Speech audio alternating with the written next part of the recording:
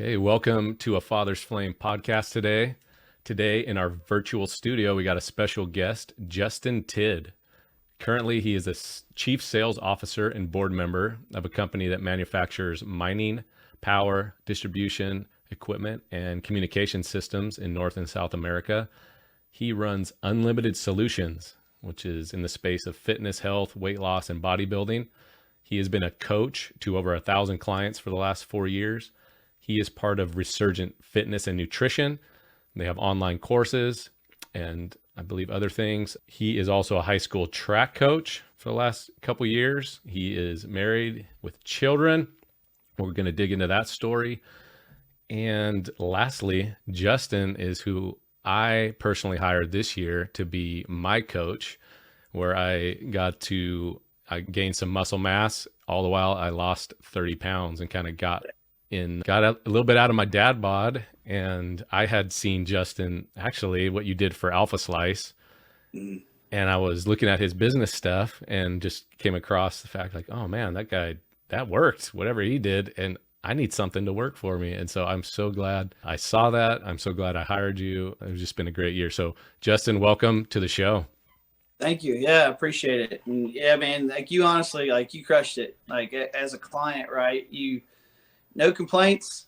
No, I mean, you straight in executed day in, day out. I mean, from a coach like that's what you want, right? It's just, this is the blueprint. It works and do it. And man, out of this world, like it was amazing. I was glad to be part of your journey too. Awesome. I appreciate it. I don't know if it comes just like, I grew up playing soccer, if it comes from that. And I played collegiate soccer 1 year of semi-professional. And I was kind of used to coaches. Like you just did what they said and you ended up getting better, right? And because they made you do what you didn't want to do.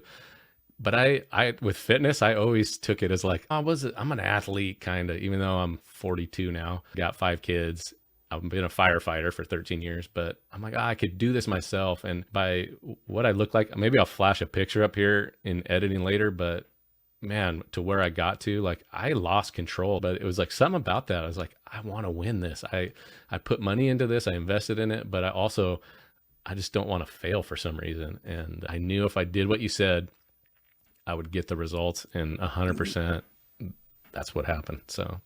Yeah, I was at an event about a month ago. And I heard a lady say something about getting time back. We always say time is such a valuable asset that's the one thing you can't get back. But she said something really interesting. She said, what people do is they hire coaches and they buy time by doing that, right? So instead of, like you said, try to do it yourself, and a lot of people do, it takes longer, or maybe 3 months turns into 6 months, and then a year later, people will just say, man, I'm really struggling here. Okay, now maybe I need a coach.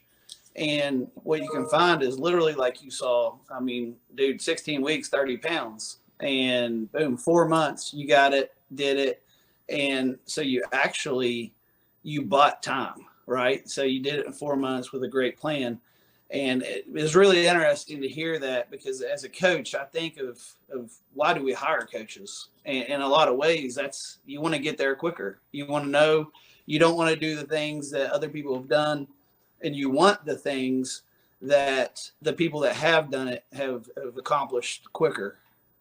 Exactly. So, yeah. No, and I had other things on my plate, like, because I literally just retired from firefighting. Like next week's my last week, but I've been working so hard to get to that point to where I could go off and buy a business and invest in other businesses, that I didn't have time. Like I didn't want to write my own workout plan and do all this. It was just such a good program to just hire you, and you took care of that side. So I knew in 4 months, I was going to get that result. So now I can work hard, do what you say, but work hard in my business stuff. So to me, that's invaluable. And I've learned that even learning entrepreneurship and mergers and acquisitions and businesses, like I'm shortcutting all that because I'm learning from the guys that do that all the time. So I'm hiring them as kind of coaches or mentors. And so I think sometimes you just got to put your money and invest it in, like this podcast is about faith, family, finances, and fitness,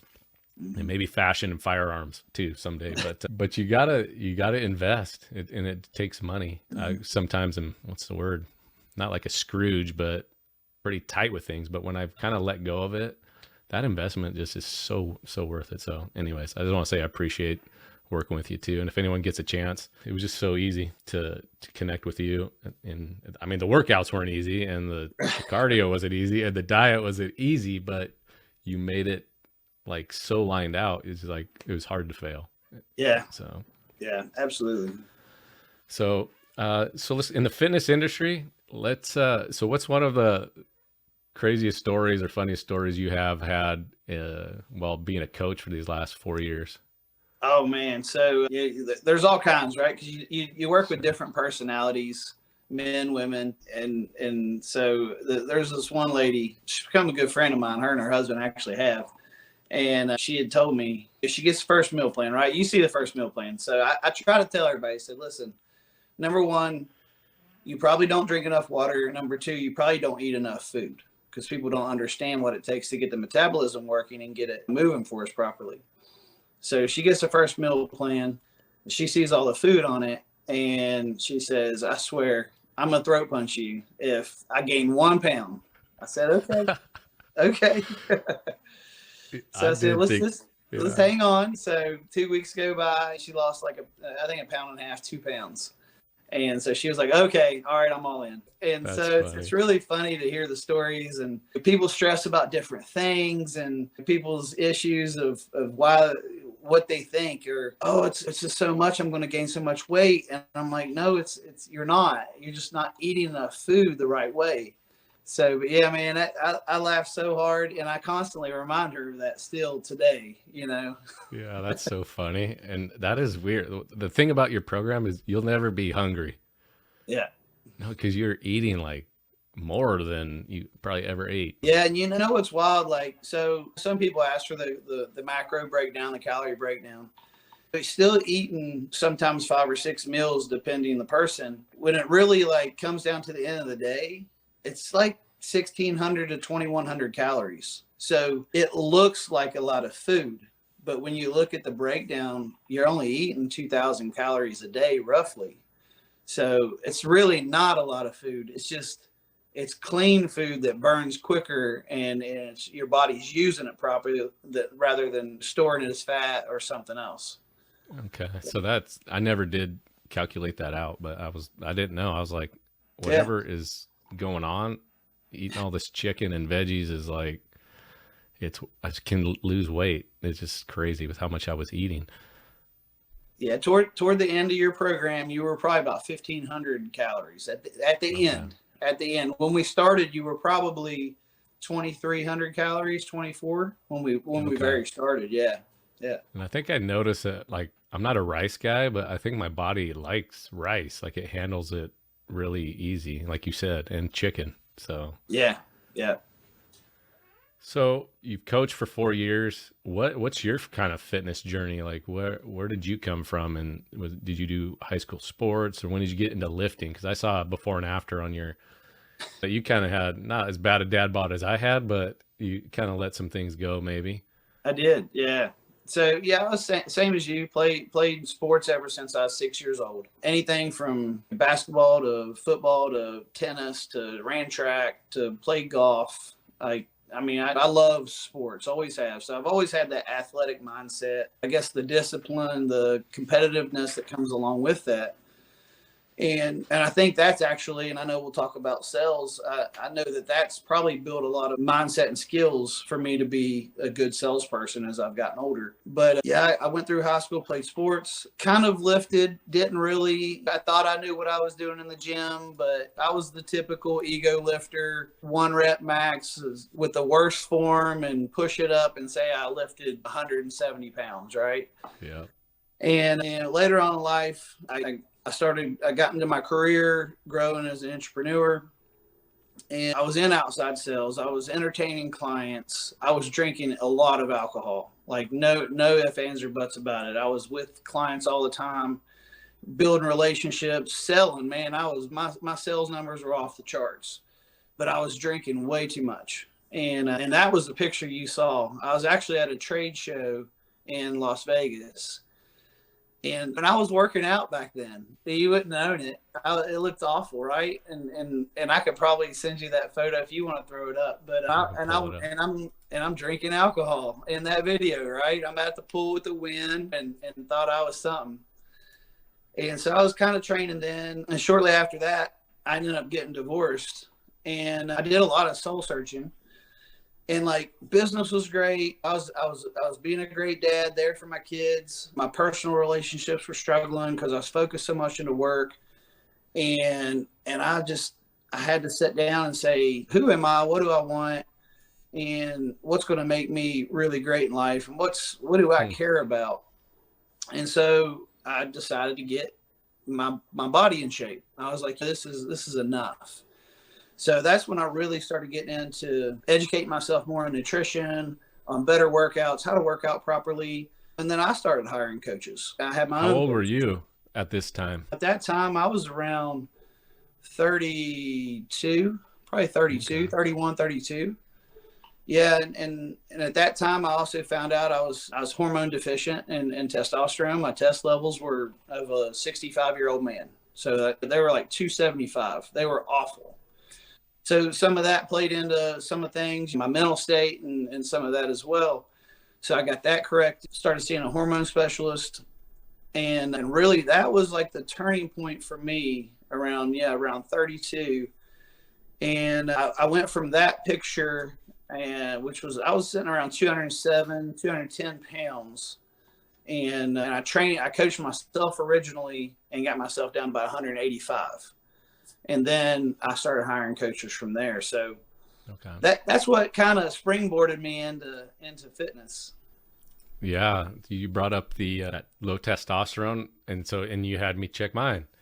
And sure enough, dude, I was in the 200s, which, I mean, as soon as people see that picture, it's like the way I felt then was just so sluggish. And it's like, when you don't know what you don't know, of why that is, like you just are not living very well, and why I'm not feeling that well. But I checked it was at halfway through, and it went up double, just from like the weight loss, the fat loss, I think, and the working out and whatever else. I'm not even sure, but yeah, that's what I think that your program adds that most guys wouldn't. Like if you're just doing your own fitness thing, you're like over 30 or 40. You're just not going to have the insights that a coach like you've learned over this time, because another thing you had me do is the supplement stack. And to like a testimony to that is every time I've tried to get back in shape, I usually get sick like 3 months in, and then it just sidelines the whole process and I get set back.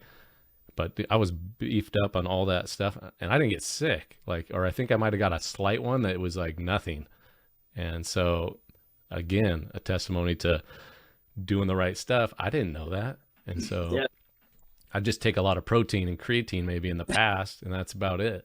Yeah, and I think something special because, like, talk about dads, and I kind of want to touch on that TRT thing a little bit because, I think you and I are similar in age, and I think we're in a generation where we kind of like, we understand and we're not afraid to go to the doctor if we need to.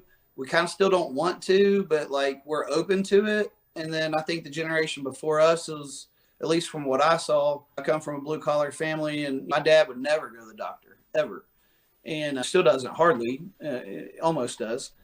So, and then the younger generation to educate them properly is what I've learned through this process is after we turn 30, we lose 3% of our testosterone every year. So whatever your baseline of as a man, when you hit 30, you start losing it, which is what's really interesting is I've got clients in their mid to early 20s, and these guys are having like 300, 400 levels testosterone, and theirs should be almost at the top. So I don't know. It's really strange to me to see 20-year-olds having testosterone deficiencies now. But that's something that, as a man, we have to take care of. We have to think about it. There's no pride involved in thinking you need help because the side effects of low testosterone, I mean, guys, I think guys, we get coined of the whole sex thing and like thinking we want it all the time and this and that. I mean, it just makes a healthy relationship. But when your testosterone is low and you don't want it, that's not beneficial to that relationship whatsoever. Your mindset into work, when you get into work, your focus, your vision, the drive, like all of that becomes less. Your energy's lower. So having that low testosterone, it is crucial, I think, I know, in relationships, friendships, your work as an entrepreneur, and then on top of that, like in your fitness level too. Yeah. And would you say that, I mean, is it only like through a doctor, or because I know there's supplements that kind of help it? What are like the main things that help with that testosterone? Yeah. So, I mean, from what I've learned with my hormone specialist is the testosterone boosters off the market, they're not powerful enough if you have low levels to actually do anything to get any benefit from. So you would need to see a doctor, have your labs ran, and then have TRT done. And so there's a few ways of looking at that without getting like into a crazy medical conversation. But basically, if you have children and you don't want any more children, then TRT definitely is a way to go. And that's a once a week shot by your doctor, or they can prescribe it. You can give it to yourself. But if you, and no medical advice here, because I'm not a doctor, right? But see your doctor, just from my experience, what I've learned. And then I had a friend though, that he was trying to have children and had low testosterone. So he didn't want to take TRT. And so what his doctor prescribed was HCG. And so there's ways to work around that to boost your natural levels or to supplement your levels. Either way, you check your labs, because it's just like the oil in your car. Like you're never going to not check your oil to make sure the engine's running properly. So check your labs, see where you are, talk to a doctor, and if you need it, work on a plan to have it. Because what my hormone specialist told me was, so if I can help you get maximum level of testosterone and no issues, wouldn't you want to max out? Like you're the type of guy that likes to maximize your performance and this and that. So if I can get you at optimal levels, wouldn't you prefer that? I mean, so to me, that's a no-brainer. Yeah, gotcha. So that's going to be kind of a potentially, I was going to say epidemic, but it's something that even the younger guys are going to have to start looking at. Like when do you start looking that way? Like when would you even want to start looking at getting tested? I guess now I kind of got my mind curious here. Yeah. I did it because you told me to, but yeah, 30 for sure at the age of 30. But like I said, I've seen guys in their mid 20s. So, I mean, yeah, I would say mid 20s, but definitely at 30 years old, you better get it checked. Yeah. Okay. Yeah.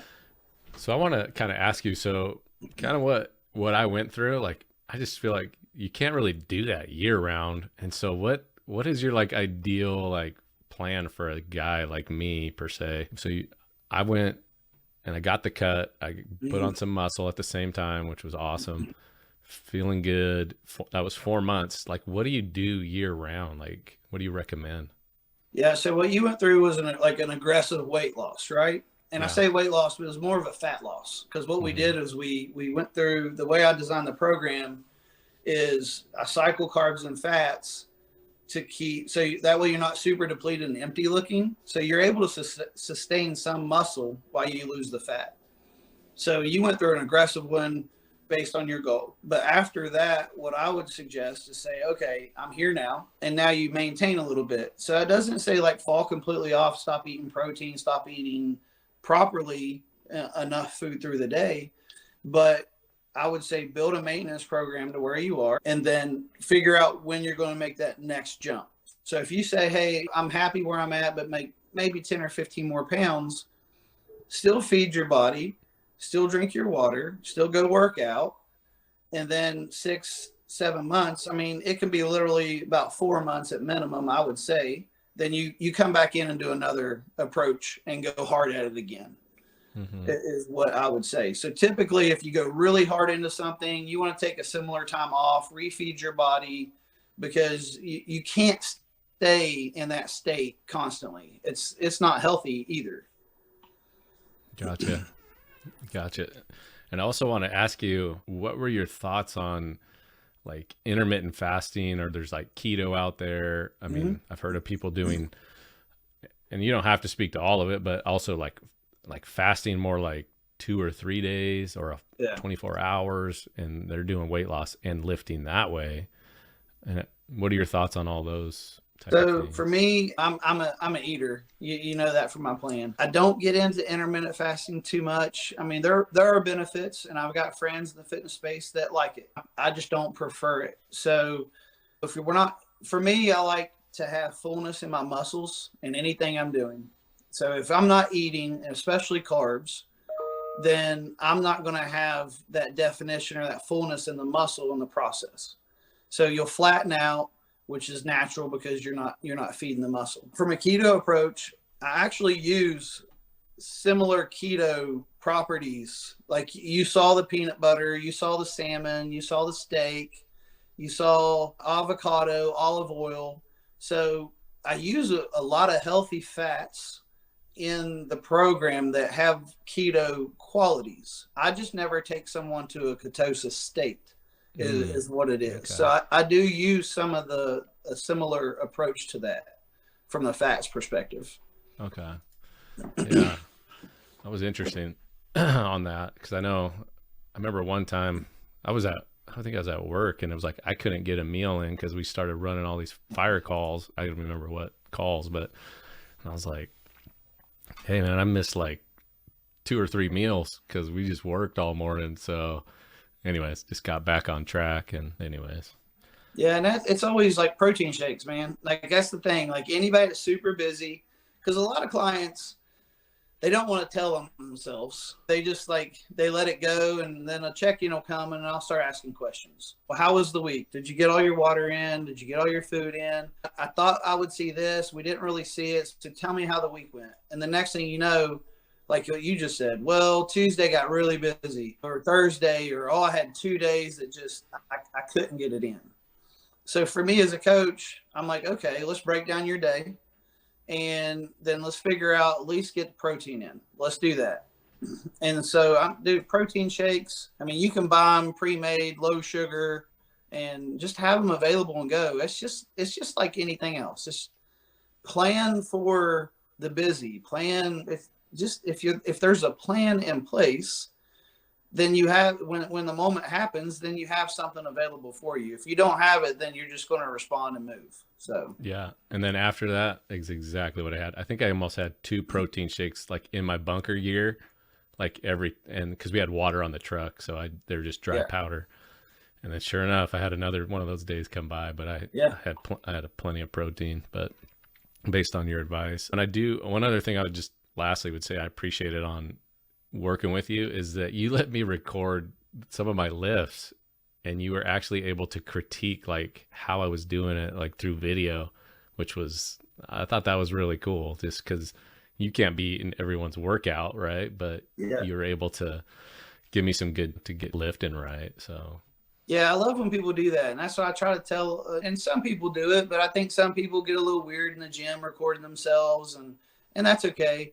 But I love it because I'm just the same thing. I'm like, hey, just send me videos working out, and then I'll either reply back with a video, or I'll just explain, okay, do this, this, and this. Put your elbows here, move a little slower, squeeze here. And that way you're maximizing everything. You're doing the workout right. Because I was there. I didn't know what I was doing when I started. And to be able to have that, almost, it's like you had a personal trainer with you, but wasn't with you. And I tried to create that to where it was super convenient, and you were getting the best out of the program. Yeah, that was great. So who's like your ideal client? Like if people wanted to like work with you, and let me put up your, if you want to reach out to Justin, he is Instagram and TikTok at Tid_Justin. It's on the screen there. So who's ideal for you to work with, really? Who should be reaching out to you? Well, I mean, ideal as far as execution, or ideal I guess you don't know until they're doing it, right? That's funny. Yeah. Like what are your services? Who are they best for, I guess? And then It's up to that So person, right, to do it. I've got clients anywhere from high-level entrepreneurs, executives, to moms, to dads, to the Dadbod, to women that were pregnant and want to have the baby and want to get off weight. I have a ton of couples, husband, wives, boyfriend, girlfriends. I've got clients that just want to do photo shoots. So, I mean, there's none really that's like ideal. I think ultimately what it boils down to is it's just someone that's ready to change and really, I think how it begins is it's always a physical appearance is what people are looking for. It's that person that have been looking in the mirror and they take their clothes off and they say, man, like, they don't say it out loud, but they say it in their head. And they're just like, man, I don't like myself, or I'm not happy. I can't believe that's there or this. And that's how it starts with a lot of people. And I always say, like, how many times are you going to try to lose that same 5 pounds, that same 10 pounds? Like, it can be done. It's not that hard. 3 to 4 months, like Jeff, man, like 3 to 4 months, put in the work and like completely change your life. Yeah. The side effect that nobody ever sees coming is the mental side of it. How they feel, how they think, emotion of happiness, and how they're proud of themselves. And now next thing you know, their relationships with their husband or their wife is better. I had clients that are like, our sex is better. We're dating like we were dating 25 years ago because like we both love ourselves and they can love each other more. And so I think that's how it starts, is from a physical appearance change. And then people just don't understand until they get through it, like how much happier they just become. Man, you nailed it right there. Like, is one of the values. Like, I guess you just reminded me how different I felt. Like at the end, like, I'm in the body I want to wear now. Like, I didn't even really have abs exactly, but I was like, this is where I want to be though. Like, and for me, like this whole year there's been just a whole lot of good things. And that's probably one of the best is that, and I started before I hired you. I started like January 1st, but I did like the keto thing, I believe. Mm-hmm. And I was at like 247 pounds. So I lost like, I don't know, 15, 17 pounds before I lost more than that. Some of it started coming back. And that's when I was like, dude, I don't want to do this, like this yo-yo thing. Well, let's just do this right. But it was just, so that was maybe 45 pounds. I think I'm back to like 208, 210, which is still where I was like when I was 30 years old, I think, right? You know what I mean? But I feel like just so good and just mentally not perfect, but the guy I used to get home and just like, I had that spot on my couch, dude. And I just get on there, blunk, and I just kind of get on my phone and I could just be there for an hour, hour and a half. And now that spot, like I sit there in the morning to read. Yeah. And that's about it. And, anyways, so, and that's another thing I implemented, which was I wake up at like 5 a.m. because I kind of had to fit that cardio in. Yeah. Once you're like, how much time do you have to commit to this? And I was like, well, I don't know, 30 minutes. It was like, well, you might need more than that. You're going to need more than that. And I was like, all right, well, I'll do whatever you say. But getting up in that morning, like I've kept that like all year. But now I read during that time and pray and then do a little bit of work. So yeah, it's just been this whole package of transformation for me. So thanks for being part of that, Justin. Yeah. So, and I can't recommend him enough. You're going to get the results if you just do what he says. And then here's your website. Yeah. What would people find on there? Is that how they can get a hold of you too? Yeah, how they can get a hold of me, they can hire me there. And then just got some client transformations on there, a little bit about the program. And they can go direct and hire me up there. DM me on Instagram is the easiest way for sure. I always respond. I'm not one of these guys that doesn't respond. Like, it's within a day max, but dude, it's a few hours for sure I'll respond. Yeah. So the website, justintid.com. And then you had the Instagram earlier, Tid_Justin, and 100% of the time you got back to me, and you still do. Yeah. So that's awesome. So, well, let's transition this a little bit. And tell me like the story of like your family, because you're married now, but we got some interesting happenings. You have 4 kids. Yeah. So where are you at with how the family has grown over the years? So it's a special day because I officially can check the box that I raised my first adult, right? So my daughter, she turned 18 today. Wow. And Awesome. so What's her it's a name?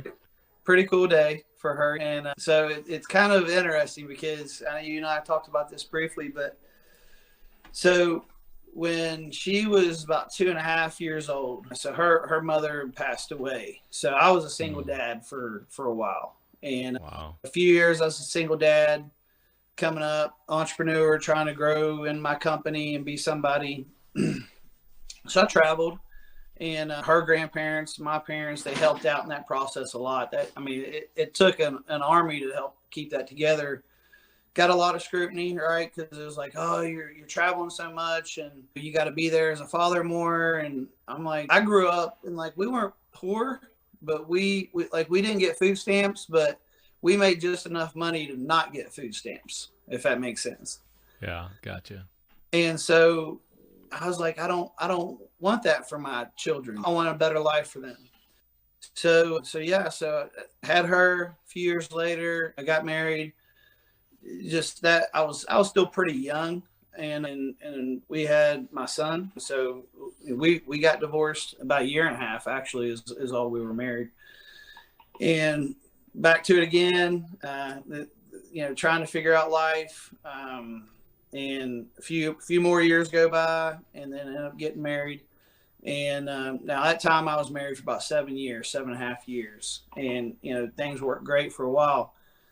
But then we had a daughter, so that was how my 3 kids came involved. And then we got divorced, and then a few years later, I'm married to my wife now, and she has a son that lives with us. And so that's been about 3 years. So total 4 kids, because I mean he's my kid just like my kids are my kids. I mean, that's how I am.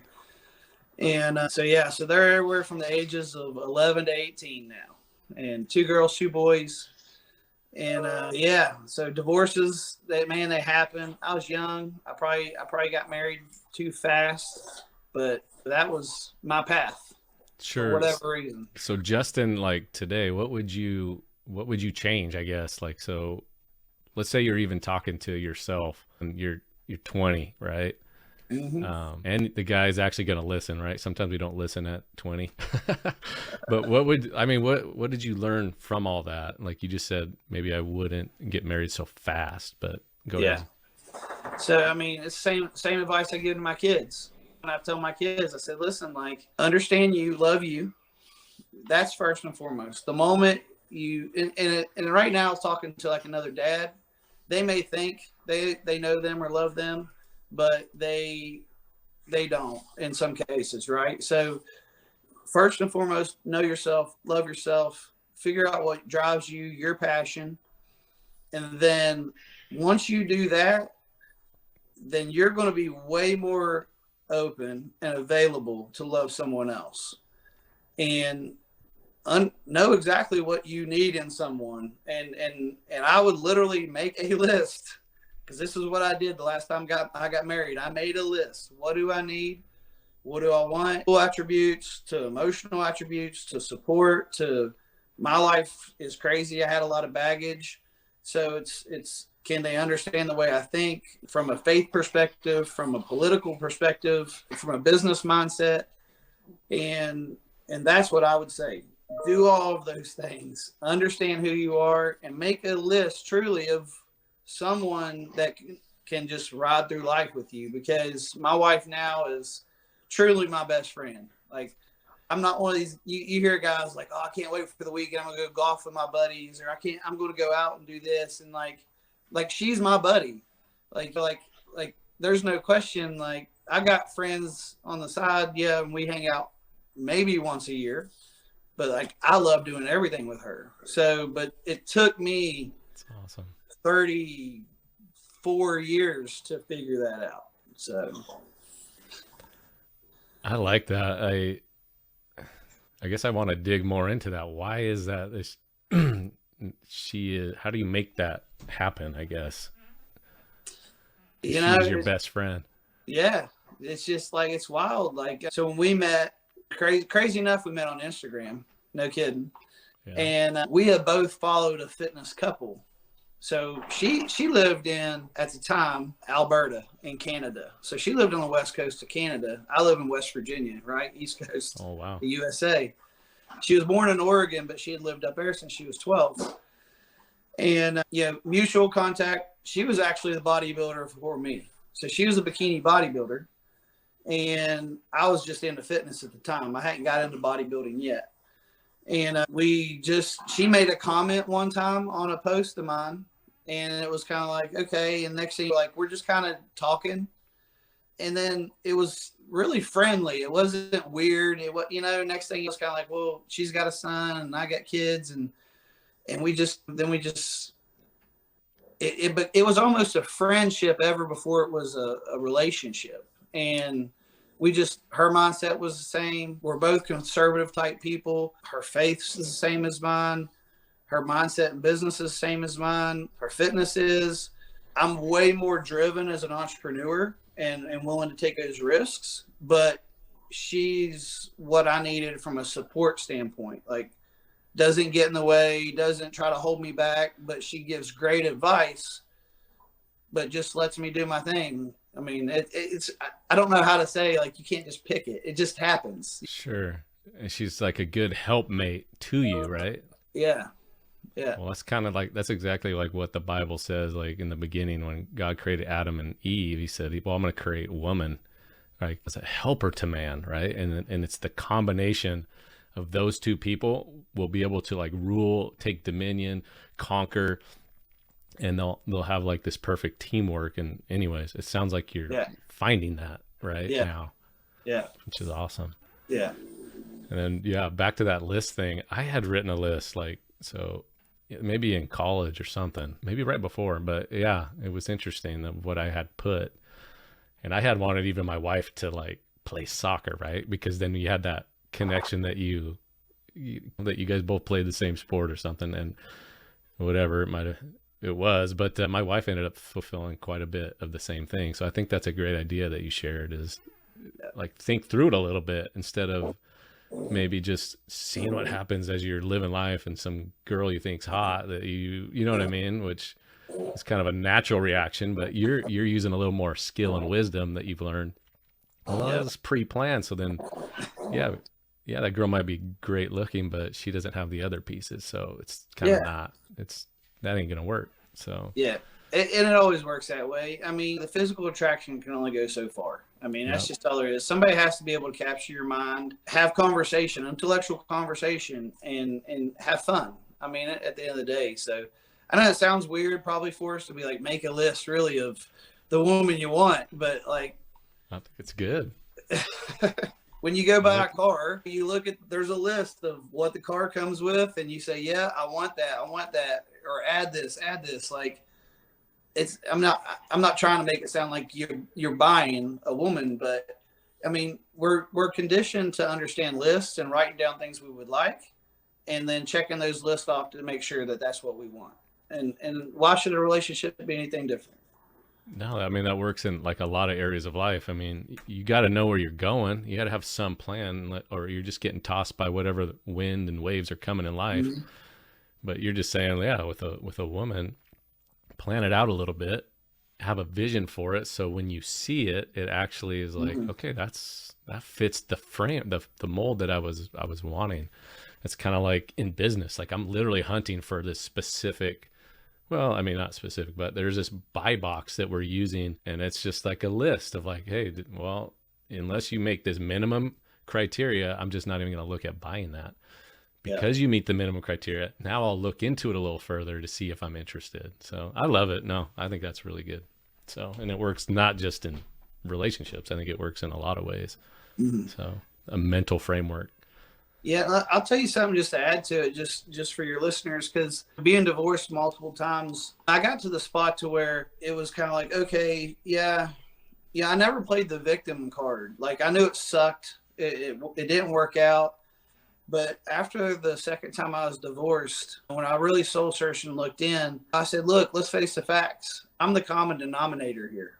And so as much as I feel like I'm a fun person. I feel like I'm smart and I'm a decent looking dude and I'm good to people. And as much as I feel like I'm good enough there, at the end of the day, I'm the common denominator. And so I wasn't doing something right too. And whether that's not me giving off the energy, but maybe I wasn't doing something that was helping them love me the way I needed loved. And maybe that was communication. Maybe it was something like that. But so I had to really look inward and say, I'm okay with that. And now let me learn from that and move forward so this doesn't happen again. That's so good. So you took like personal responsibility for your divorces, essentially. Yeah. I you probably follow Jocko Willink. Yeah, I do. Yeah. What in that book? What did he? Extreme Ownership, right? And man, when I read that, that's kind of what this is reminding me of. Is what I learned from it? It was everything that's wrong in my life is my fault.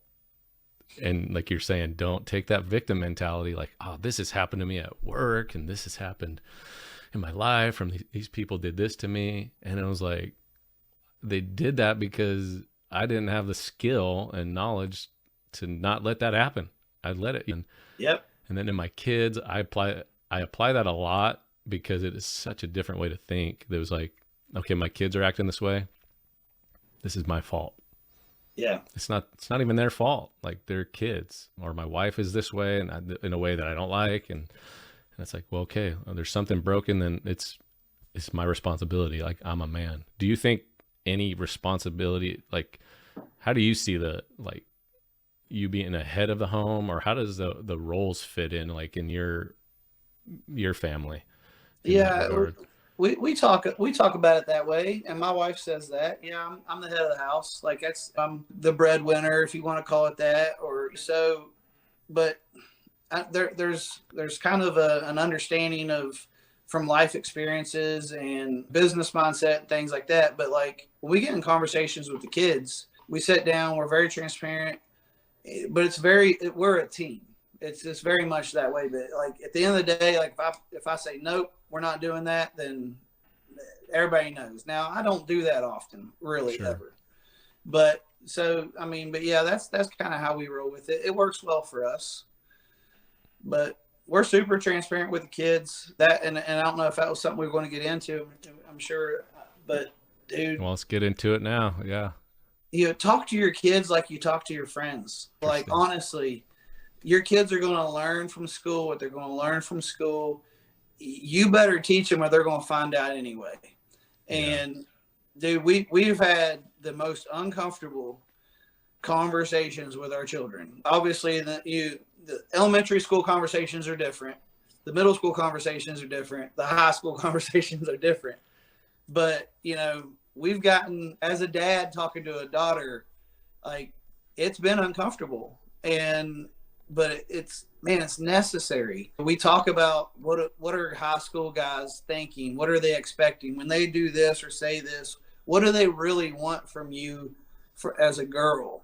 And, that to drugs, to sex, to, dude, you have to be transparent. Tell them everything so they walk out the door and they don't learn it from somewhere else. Like, that is huge for us. We communicate that way through and through with all of our kids.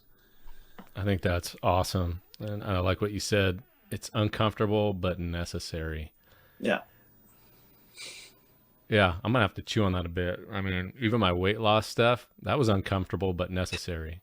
Yeah. So it's almost like part of like fatherhood and manhood is this uncomfortable, but necessary things we have to do. And what you're kind of getting into is like communication, right? Communication to the kids, tier it to the elementary, middle school, high school, to their level. Yeah. But by the time they're in high school, I mean, what really do you really hold back? I mean, they're almost pretty much adults and everything's out there. I guess what I want to say was the uncomfortable but necessary, like, communication. And I found, like, in our marriage struggles, like, there's a point which I'll flesh it out someday, but where me and my wife were at the point of separation, right? Not that we were going to get divorced, because we both were like, I just knew I probably need to get away from you for a little while, and you need away from me. And we got to figure this out because I don't have the skill. I don't know how to get us out of this because I just didn't have the skill to communicate. She didn't have it. So we hired a coach then. I guess that's when the coaching started. We hired I say like, my mentality then was if you got marriage counseling, like you kind of failed. Oh man, you're kind of one of those guys had to get marriage counseling. Great. I subtly thought like that was like a fail, but honestly, what I learned was like wise men and strong, brave men will actually go get counseling.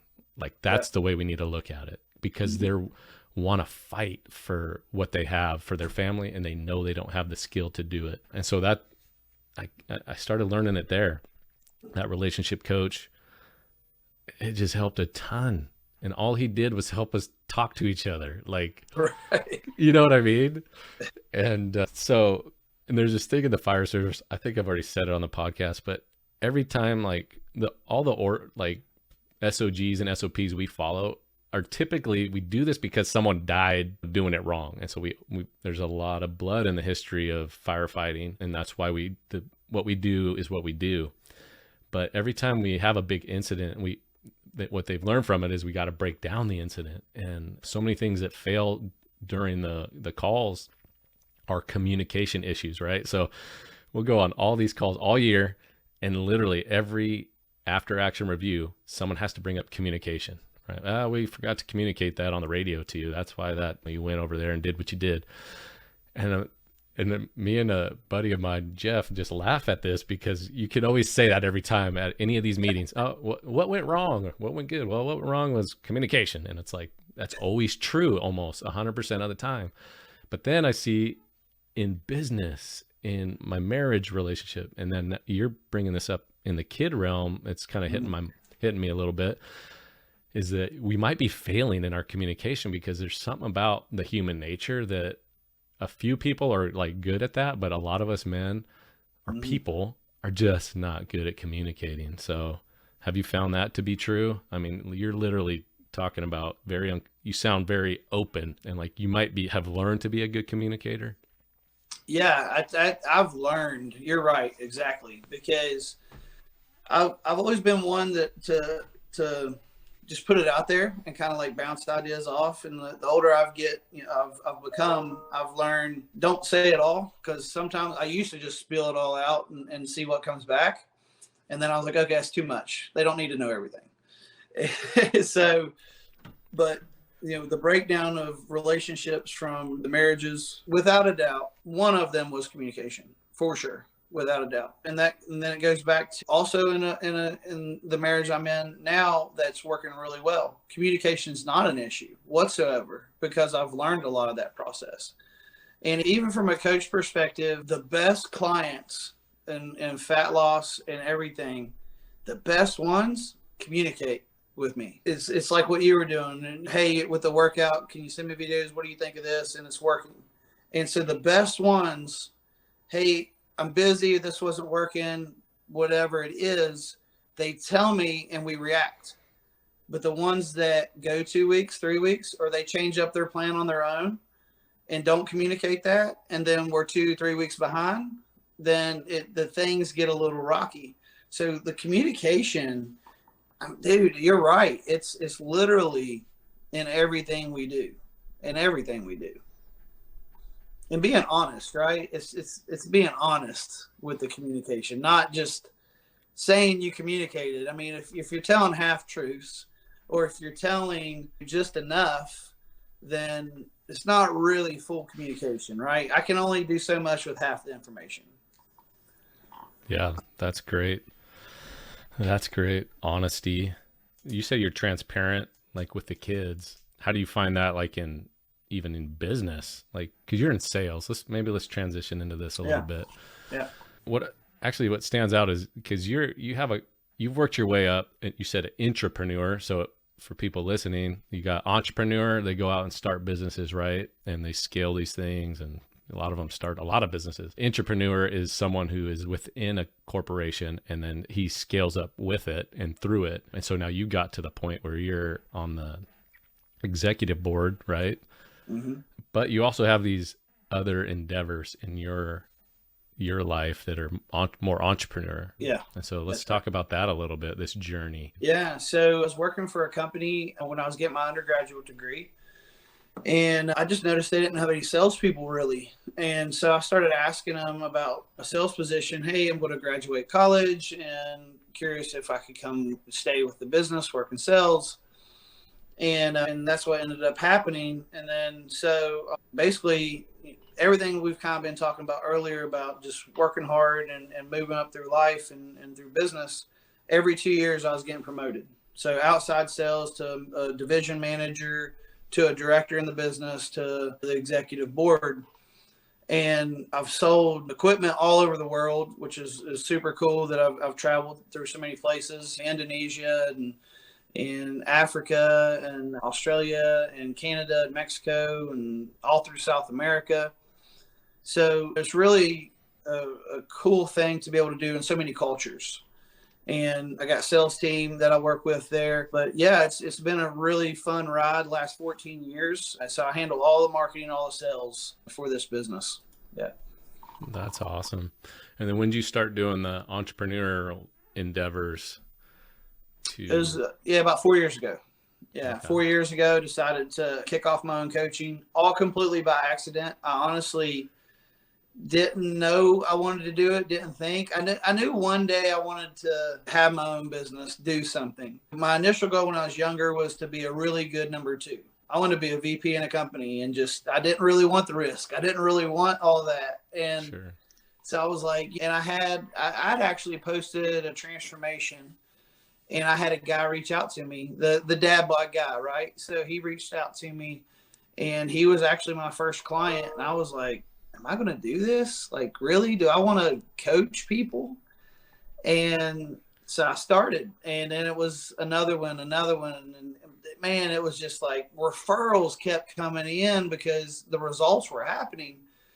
And it was, I didn't have business processes. I didn't have an accounting system. I didn't have like nothing set up to start a business because I was not planning on it. And I was like, I had to spend weekends after weekends of just setting up to get a system in place. Like, okay, I need onboarding. I need marketing.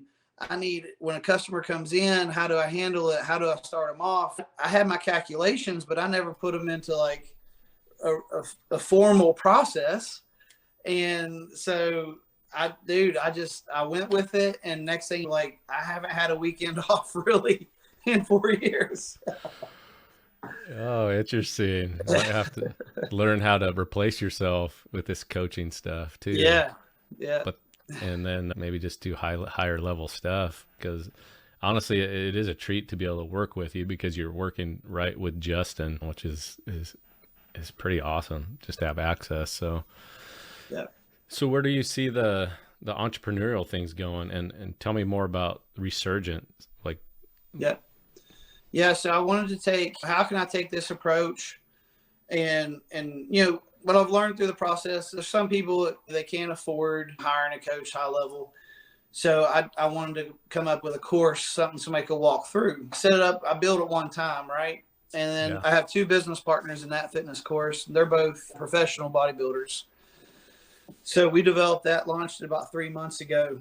And that is a process someone can just go through. It's $99 a month. There are workouts in there, the nutrition's in there, and they can walk themselves through a process. So I did that, number one, to try to bring in revenue and free up some of my weekends. And then number two was the coaching side of it is more of moving into the higher level, higher ticket type clients that I can slow down some of that output, because at the end of the day, I'm still a dad, I'm still a husband, and they understand, they get it, they support me, but I would like to have some more time on weekends to be able to do different things. yeah, I was wondering about that. I was like, man, how many clients can this guy take? Because he's over here responding to everything I'm saying. I'm sending him pictures every Saturday, and then you're sending me new meal plans every single week or every other week. I can't remember now. Yeah, every 2 weeks. Yeah. And So, I'm probably going to eventually just hire a VA to handle like the basic communication. sure. Yeah. Yeah, that makes sense. So end goal with ownership, I mean, are you kind of gonna do both? I mean, you're corporate and side hustle. So what's Yeah. Yeah. I don't you know. might I've not decided. okay. Gotcha. That's awesome. I feel like I might want to partner with you someday to be able to offer that course to people, because I think every man should have some level of fitness. Like your arms, you should have some strength in them, right? You should Yeah. be happy with like being able to crank on wrenches or lift up a couch or who knows what, play with your Yeah. kids. And that was the thing. When I got that 47 pounds off of me, like the moving and playing and the energy just was like, oh my gosh, I could jump on our trampoline. Like I kind of want to, not a ton, but I just felt more energetic. But I think every guy like you need to have some muscle, to be honest. Yeah. Because you're Well, just, I I mean, feel like we're designed that way, but we are, and the older we get, right? I mean, your body's breaking down, and people slow down. They allow that to happen, right? We all hmm allow. If you get older and you don't take care of yourself, you are allowing that to happen. So I'm not saying you bench press at 60 what you bench press at 40. That doesn't matter, but lift something kind of heavy for where you're at and get moving every week. And that's going to support, like, dude, if you're 60, 65 years old, I almost could guarantee you, if you take someone that's working out and someone that hasn't worked out and they fall down, you're probably going to know one of them's going to be hurt worse than the other from just a basic fall. That's really how it works. yeah, that makes sense. And part of this like journey this year for me was like, I kind of got a new vision to like this 20-year thing till I'm 60.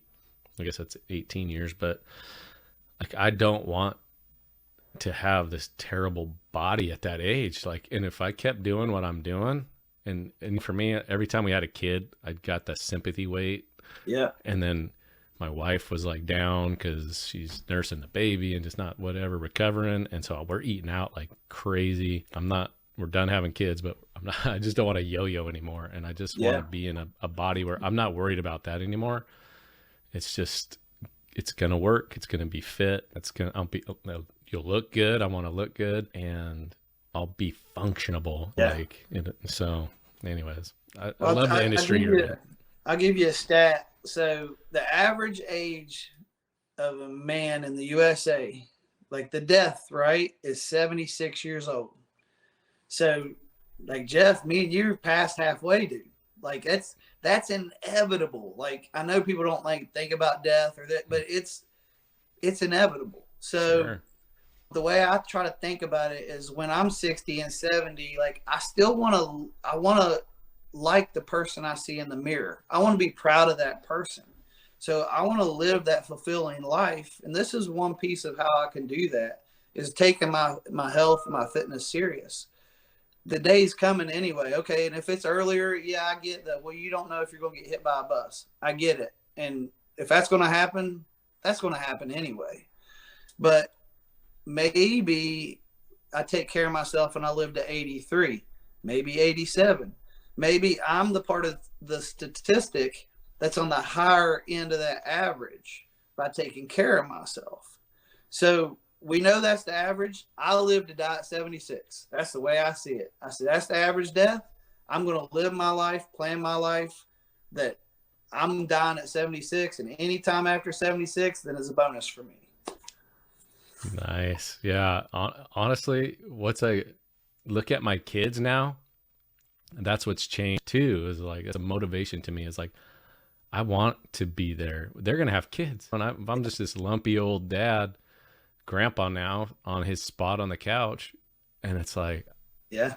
dude, I just don't want to be that guy. And I would challenge you, Justin, hey, set that mind to like 100, because sometimes we could create what's reality with our beliefs, which is set that goal high. But yeah, that's awesome. So, well, something like you're saying, the kids, man, like we were saying this earlier, is that the kids, they watch, right? They don't really listen so much. Kids watch what you do. and living healthy, taking care of yourself, they pay attention. They see that. But they also see if you're eating cheeseburgers every day or eating pizza every day or eating fried food every day. Like, they see that too. And that's almost becomes normalized for children, that they think that that's what I know. Well, is that what, when they get older, you want them to just to say that's what I knew? Well, teach them some healthy habits, because like my kids, and I had kids early. So like I'm 39, I'll be 40 this year, but me and my wife, and of course our kids that are in high school, like their friends are like, oh my gosh, like that's your dad. And yeah, I'm a bodybuilder and I got tattoos and all this. And West Virginia is the second fattest state in the country. So Really? Needless to say, I don't fit in very well here from the way my appearance is, right? And so, but my kids also, like, that excites them, that their friends are like, oh wow, like I can't believe your dad looks like that, or he looks mean or whatever. And they're like, no, he's actually a pretty nice guy. But funny. like for me, I do in life, and whether that's becoming healthy or being fit or starting a business or trying to be successful, like I always want to say, and this is to all the dads out there, could you imagine sitting down with your kids and talking to them and just saying, you know what, that was too hard, I gave up. Like, Wow. You know what I'm saying? That hurts. You don't want to say that. So you don't want them to see that. And so have the conversation and set the action in motion, that the kids are actually watching you and changing that, hey, this is what I want to be like dad when I get older. Gotcha. Yeah. Sorry, I was going to try to get your Instagram pulled up, but Yep. yeah, you're an example to your kids, not in just what you say, but in what you do. I love that you said that.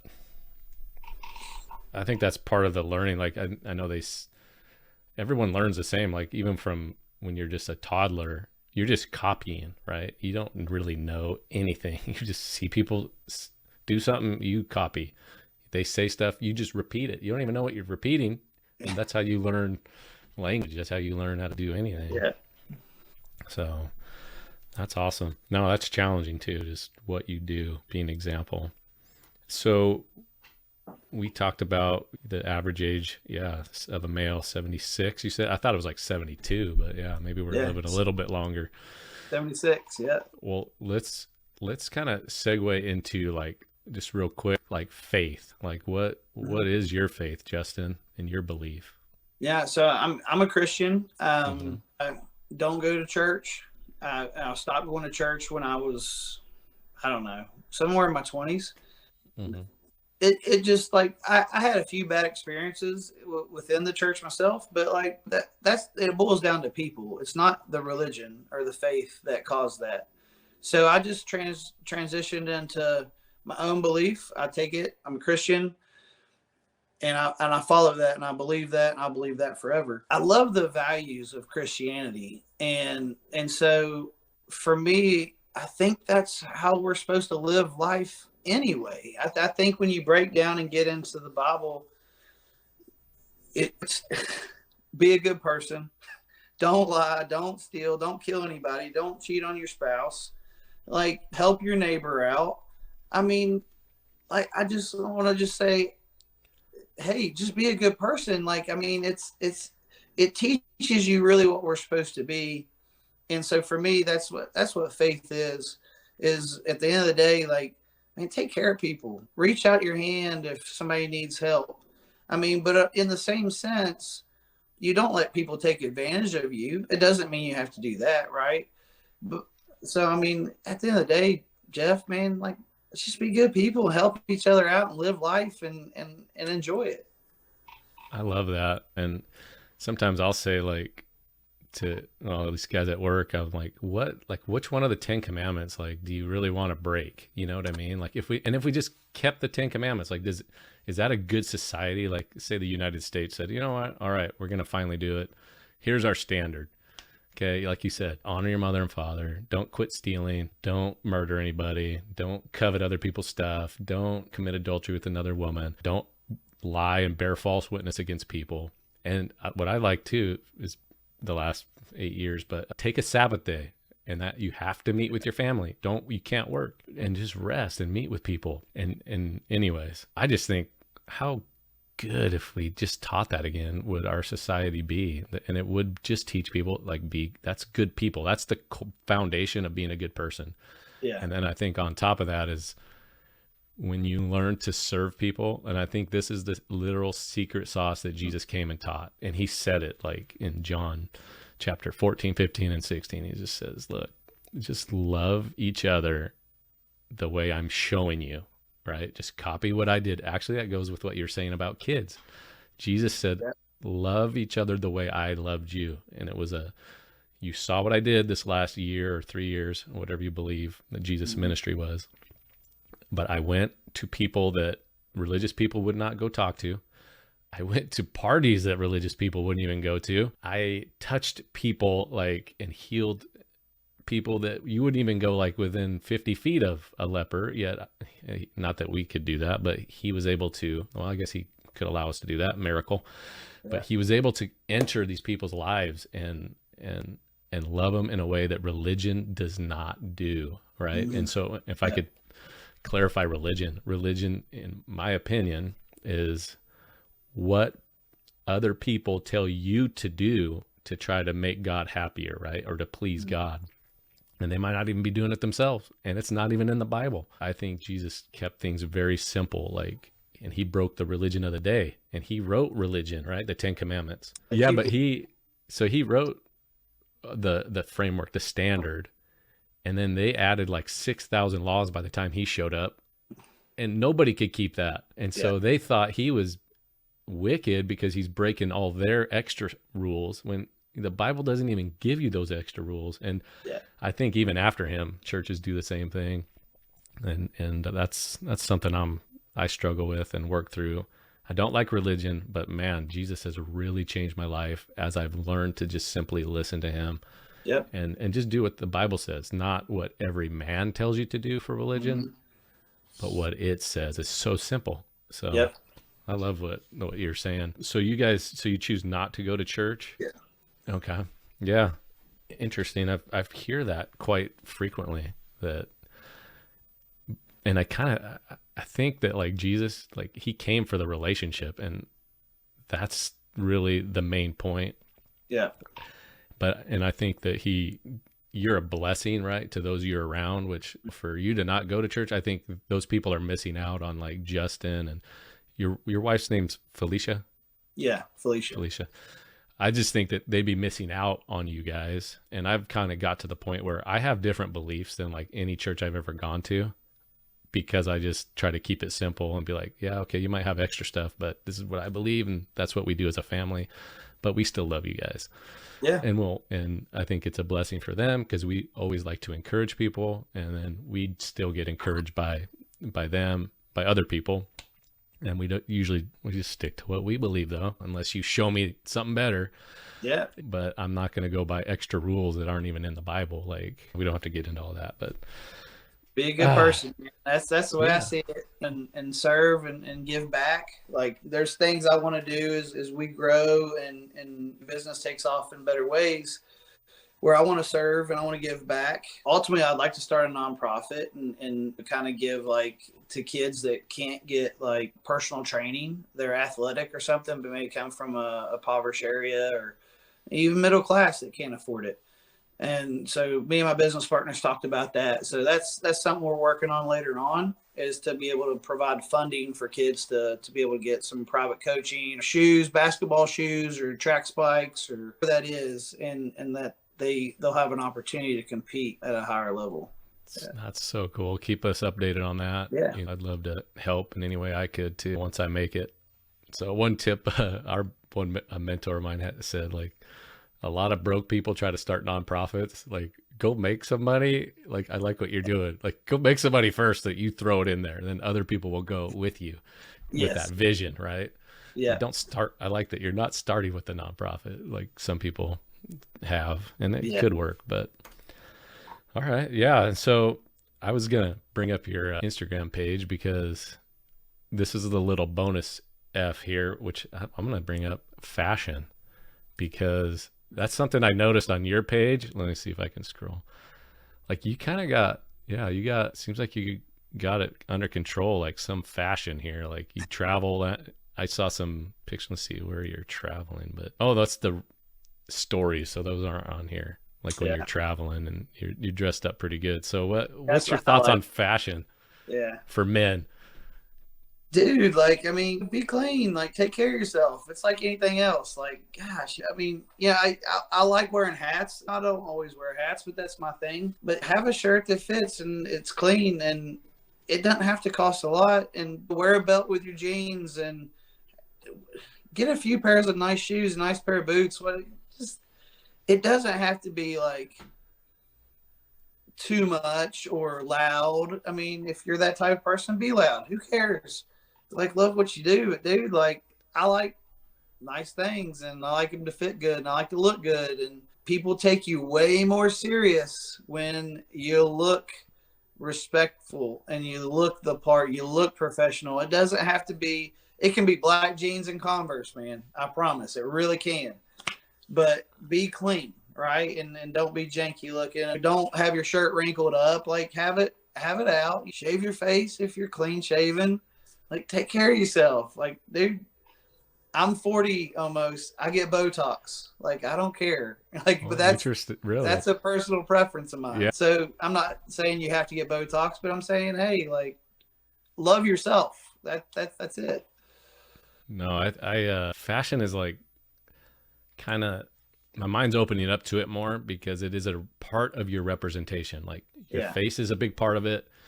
Like, of course, your body, your language, your posture, all that, but also how you dress. It's like they're checking out like, hey, dude, is this guy, it's wrinkly clothes. Okay.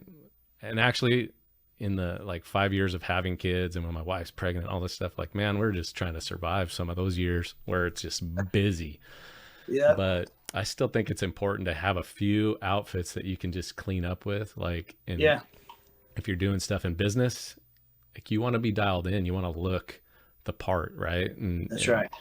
There's something to it. And I don't think all guys grasp that, but I talked to a Marine, it's not staff sergeant, sergeant major on an airplane ride that I just went on down to Dallas. And he was saying why they are so strict on their uniform policy. Cause they have their like, I forgot what he called it. Like when you got your class B type, really nice outfit, and then your regular stuff, that they're so strict on the little things because it shows discipline in the little things, shows that you can handle bigger things. And so I think there's something maybe to fashion that you're showing that you can handle this. Well, you might be able to handle more things too. Right. Yeah. I like that. Yeah. I mean, people are going to make their perception. Like, I mean, there's always, I hear a lot of things of perception, but their perception is their reality. It doesn't make it true, but it is their reality. So people are going to make a perception of you in the first 30, 60 seconds. And if you walk in and you're kind of not together, that's all they need to know. And you don't know if you're going to miss a business opportunity. You don't know what's at stake there, just simply because you were so lazy, you didn't get yourself put together. Like, come on. That's awesome. So anyways, I think I just want to promote that to guys, like, because it's going to play a part in the finance side of life, where whether you're building the business, you're the entrepreneur, or whatever, that people want to work with diligent people, right? And trustworthy people that they know, like, and trust, right? And I think that's just part of, it's important to your presentation, whether you're promoting from within, back it up with your skill set, right? But you need to be able to come to the table and look the part and play the part. So until then you're like a billionaire, then you can show up, right? Then do what you want. T-shirt and jeans, it don't matter. You earn that, but a lot of us are still earning it. Yeah. So not to lose yourself and spend your money like crazy on it, but consider it. Just dude, I wear like $100 jeans and $60 to $200 shoes depending the day, and most of my t-shirts are $25 to $60. Like, it doesn't have to be expensive. Yeah, exactly. But then have at least one good suit, right? Oh yeah, that of course, yeah, that too. Yeah. Yeah. So, well, awesome, Justin. I'm considering adding a fifth bonus F onto this sometimes, which is firearms. What are your thoughts on like men and firearms? Like, I kind of think every guy should have one responsibly trained and all that. Like, it's almost like a necessity for the man card. But what are your thoughts? Yeah, I think all in all, I think I'm a 2A guy. So I think men and women, yeah, absolutely. They both, we all need trained. Understand how to use it, understand how to take care of it. I'm not saying you got to have 20, but it's our duty. It's our right. Like, you should own one or two, but then you should know how to shoot them and take care of them. Dude, and listen, honestly, they're real fun to shoot. Oh, yeah. like to go out and like shoot ARs and targets and hit things, and depending what friends you have, if they have farms and stuff, you can like blow up stuff. Like that's even more fun. So, but I think it's our right to do it. And when you look at globally, we're really the only country that has this right. And I think it's our duty to be able to uphold that. Yeah. Yeah. Let's keep that right and utilize it. Yeah. Yeah. For me, I was kind of not really that. I shot fire guns when I was growing up, but I think once I got married, I was like, this defender part of me kicked in. I was like, I got to go get a pistol at least. Like, I mean, I got my wife now to protect. And then once I got kids, I was like, I need a couple rifles here. I mean, I need some, it's just those dad gears kick in. And I think that's part of our makeup and our design is, and I don't know if this was the same for you, but when my oldest son popped out, so my first kid, all these gears in me that have never turned before in my life started turning. And it was like, I looked at that baby, I was crying, I was happy. It was weird. It was emotional, just, I don't know, euphoria. And I'm like, I am going to protect you. Yeah. I am going to provide for you. I am going to love you. Look, and I'm just in tears, like saying this stuff. And I was like, I've never felt this way. Like, this is not like, I don't know what this is. And then to now I just call it my dad gears. My daddy gears kicked in. Yeah. So, dude, I was writing my daughter's card today, her 18th birthday card. And literally I'm writing it and I was like, oh, and I'm like, I stopped and I'm like, dang, it hits different. Wow. Like it's, and we're allowed to cry. They have a special part of you. Yeah. And they have a special part of your heart that is, I don't know. It's just awesome. And yeah, you're right. Crying and being emotional. Actually, I had an experience this week. I haven't cried in a bit, but I was writing my notice letter of retirement and like put my 2 weeks in, and I was like, oh, good, typing it. And then all of a sudden I wasn't good. And I was like, and then I try to hand it to my captain. He's got to send it up the ranks. And I'm like, and I couldn't speak. I broke down. And then I tried to tell one of my best buddies, like, I put my notice in and I just again started crying. It's just kind of crazy that, isn't it interesting that you think you're not supposed to cry, but there's times you kind of need to. Yeah, it's okay. Like we're allowed to have emotions, right? Like that's part of it. Like it's just, there's things that touch you that you can't control it. And I actually take those moments and I'm like, it's a really special moment. Like, so I don't cry a lot, and for something to like get me, I kind of like, okay, I'm going to remember this moment in a good way, Yeah. I like that. I don't think I'll ever forget those moments too. You're right. Because I'm going to remember it also with that emotion attached. That I've heard that it's one reason why like women can remember things forever is because they're more emotional and they remember it with an emotion of how they were feeling. So that's why they never forget. And we're more like not like that. So anyways. All right. Yeah. So I just wanted to touch base on that, like getting those kind of daddy gears, those parts of you that your heart that kids just satisfy, this part that I don't think your wife could ever, or any hobby could ever. And kids just change you, and they do. I think for the good. Yeah. So Let's see. There's one other thing I was going to ask you. And I forgot to write it down. So, well, I guess we'll just have to wrap it up. Justin, I'd really appreciate you coming on today. I think there's just a lot of valuable information for people, for dads out there, and what they heard today. I think if you ever get a chance to work with Justin, I'm 100% recommend it while he's still offering coaching, and yeah, do it. And so to all you dads out there, I just want to say, like, work on your faith, work on your family, your fitness, and maybe a little bit of your fashion, work on your finances, and yeah, and firearms. Get trained up. If you don't have one, do it right, learn how to handle it, learn the rules of it. But just like, I know Jordan Peterson came out recently and said, like, yeah, as a man, you need to be savage and dangerous and capable of like extreme harm, but under control, right? I love that quote. Yeah. And it's like, oh, that is so true. We got to be this dangerous individual, but who has the right heart, right? That loves their kids and is serving to their wife and kind to people, like you were saying, Justin, and but capable of massive damage, right? And there's that defender that's in us, right? To like, even God says, stand up for the defenseless. Like, we're called to do that. And I like what you're doing with the potential nonprofit. Like, you're standing up for those who are not helpless, but in some form helpless financially. So, all right. So all you fathers out there, put a little bit of work, calculated effort this week into your faith, family, finances, your fitness, and fashion, and share this podcast if you found value in it. Subscribe, and we're going to see you on the next one. Yeah, cool.